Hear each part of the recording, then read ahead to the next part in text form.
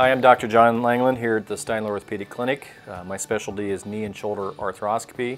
The rotator cuff are 4 muscles that start on the shoulder blade. Okay, there's one that lies in the top of the shoulder blade, there's 2 in the back of the shoulder blade, and there's 1 up front. Those muscles turn to tendons, and those tendons sneak out from this roof, and they kind of reach out and grab the ball at the shoulder. So the shoulder's kind of like a big golf ball on a tee. And the rotator cuff reaches out and grabs that ball. And its biggest job is to pull the ball kind of down and into the socket. Typically, people who have rotator cuff problems will have a lot of initially pain when they reach up and out. A lot of them with a rotator cuff tear will have that kind of gnawing, achy pain at night while they're sleeping in bed. And if it's a big tear, they'll notice a lot of weakness. If it's a small tear, they may not notice a whole lot of weakness. But it typically becomes more and more problematic as you live with it. And usually under the age of 60, we usually talk about wanting to fix the rotator cuff if it's reasonable size. Because over time we know that the rotator cuff the tear tends to get bigger and bigger and bigger over time. When it comes to taking care of the rotator cuff issue, it all depends on what's going on with it. If it's just the roof that's kind of abrading at the rotator cuff, frequently that can be treated without surgery. About 7 out of 10 people will get better with some dedicated exercises or physical therapy, maybe some medications, maybe an injection. Typically over 3 or 4 months we can get a lot of those patients better.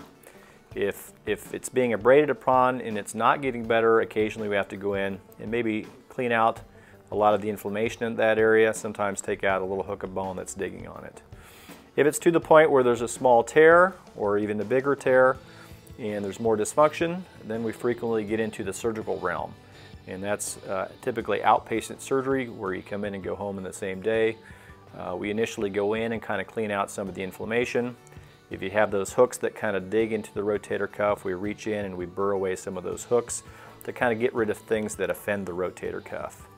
The last thing we do is when we fix the rotator cuff, we have to sew it down to the bone. And typically how we do that is we kind of burr away some of the bone where it used to attach to make that bone mad and angry. We then puncture some holes into the bone and we typically spin in these little headless screws. Those are called suture anchors, and each of those suture anchors has some threads or sutures attached to them. And then we pass those sutures through the rotator cuff, and as we tie those sutures down, it pulls that tendon down to where those anchors are and holds the rotator cuff in place.